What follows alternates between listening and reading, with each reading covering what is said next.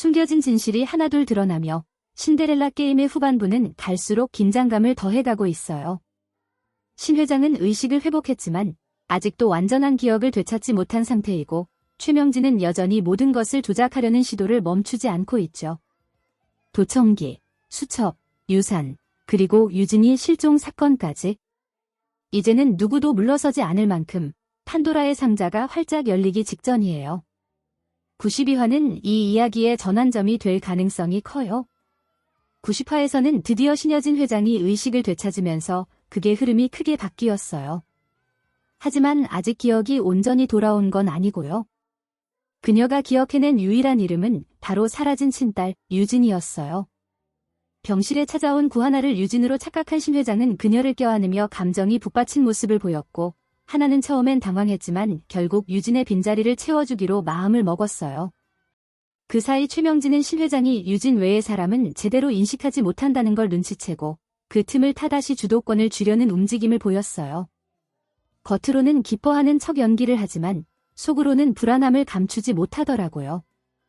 신 회장이 기억을 되찾으면 자신의 악행이 모두 드러날까 두려웠던 거겠죠. 한편 윤세영과 은총이는 몰래 유학을 가려고 준비하고 있었고 그 사실을 알아챈 진구는 공항으로 달려가 이들을 막았어요. 진구는 세영에게 호흡기 뗀 사람이 너희 엄마라고 말하면서 공범되지 말라고 강하게 말했어요. 이때부터 세영도 엄마에 대한 의심을 품기 시작했죠. 은총은 신 회장 병문안을 가서 손편지를 읽어주고 콩콩이라는 인형도 보여주며 애틋한 장면을 만들었지만 신 회장은 여전히 은총을 알아보지 못하고 유진만 찾았어요. 참 안타까운 장면이었죠. 또한 윤성호는 구하나에게 유진의 행세를 다시 부탁하게 되는데 하나는 더 이상 거짓을 반복할 수 없다며 단호하게 거절했어요. 과거의 상처를 다시 겪고 싶지 않았던 거죠. 마지막에는 최명지가 병실에 도청기를 설치한 정황이 암시되었고 수첩의 행방이 다시 중요한 단서로 떠오르면서 신 회장의 기억 회복이 임박했음을 보여주며 90화가 마무리됐어요. 91화는 수첩과 신 회장의 기억 회복이라는 두 축으로 전개됐어요. 신 회장은 하나의 질문에 쓰러졌을 때 기억이 안 난다고 대답했지만 이내 수첩 이야기를 꺼내며 최명지를 나쁜 년이라고 표현했어요. 이 장면은 회장이 무의식적으로라도 명지의 악행을 기억하고 있다는 신호처럼 느껴졌어요.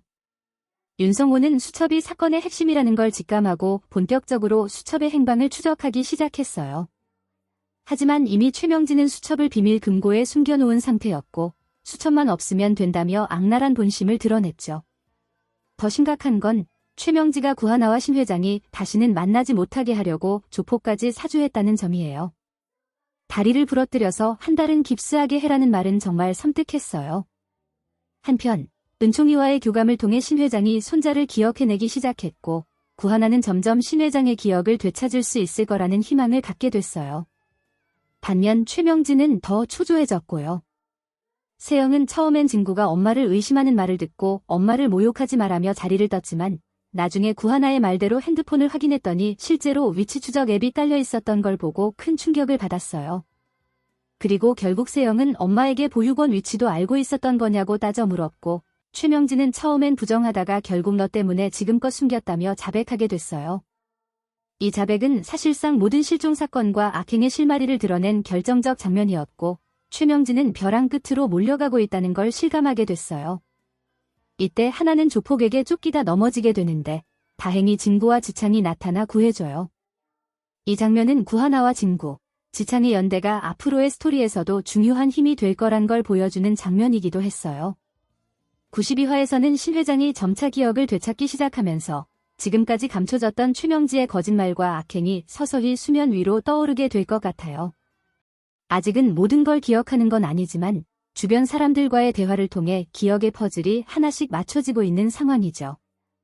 병원 산책 중 신 회장은 우연히 명지를 마주치게 되는데 겉으로는 아무 말도 하지 않지만 속으로는 설명할 수 없는 불쾌감과 거부감을 느끼게 돼요. 이 사람만 보면 왜 이렇게 기분이 나쁠까라는 그 직감은 사실상 과거의 기억들이 조금씩 되살아나고 있다는 신호일 수 있어요. 그 감정의 정체가 뭔지 자신도 명확히 모르지만 명지를 향한 본능적인 반감은 이미 깨어난 의식의 첫 단추일 수 있겠죠. 그 시각, 병실에서는 구하나가 우연히 침대 아래 떨어진 물건을 줍다 도청 장치를 발견하게 돼요. 깜짝 놀란 하나는 즉시 윤성호와 황진구에게 이를 알리고 세 사람은 이 장치가 설치된 이유와 배후를 추적하기 시작하죠. 정황상 도청기는 최명지 모녀의 소행일 가능성이 높아 보이고 병실 안에서조차도 정보전과 심리전이 벌어지고 있었다는 사실이 드러나면서 충격이 더해질 것 같아요. 도청기가 발견됐다는 건 명지 입장에서 매우 치명적인 변수예요.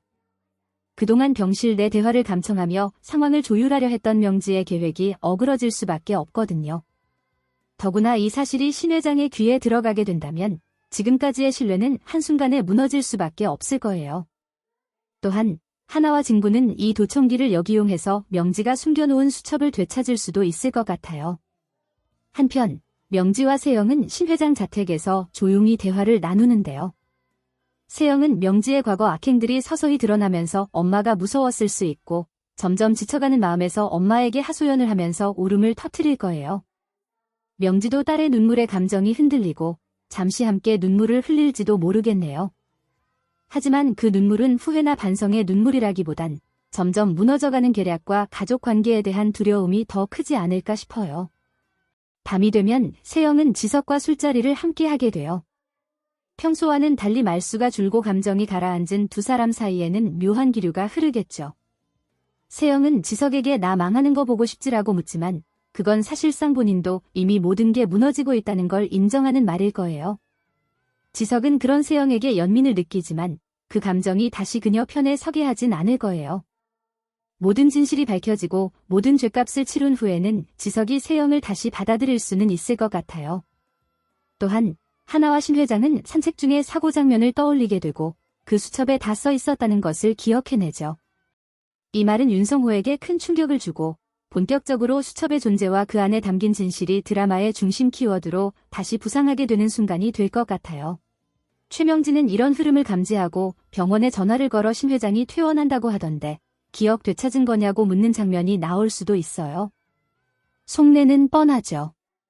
신 회장이 완전히 기억을 되찾는 걸 가장 두려워하고 있기 때문에 그 진행 상황을 끊임없이 확인하려고 할 거예요. 한편 진구는 세영을 조용히 불러 혹시 집에서 수첩 본 적 있냐고 묻는데요. 세영은 예상치 못한 질문에 당황할 거예요. 이 대화는 세영의 내면에 또 한 번의 충격을 주며 모녀 관계에 새로운 금이 가는 계기가 될 수도 있겠죠. 그리고 예고의 마지막, 명지는 신 회장을 휠체어에 태우고 산책을 나가는 장면이 나올 거예요. 겉으로는 살뜰히 간호하는 듯 보이지만 속으로는 왜 나한테 나쁜 년이라 하셨어요. 진짜 나쁜 년은 형님이죠라고 되뇌며 휠체어를 계단 아래로 밀어버리는 상상을 하게 돼요. 이 장면은 명지의 아기가 어디까지 치닫고 있는지 그리고 심리적으로 어느 정도 벼랑 끝에 서 있는지를 상징적으로 보여주는 클라이맥스가 될 거예요. 92화는 기억과 진실, 그리고 복수의 연결고리가 본격적으로 맞물리는 분기점이 될 가능성이 아주 커요. 신 회장의 기억 회복, 도청기의 정체, 수첩의 행방, 명지의 불안정한 심리, 세영의 흔들림까지. 이제 진실이 곧 드러나고 가면이 하나둘 벗겨지는 결정적인 순간이 다가오고 있는 분위기예요. 이번 회차도 손에 땀을 쥐는 긴장감 속에서 전개될 것 같아요.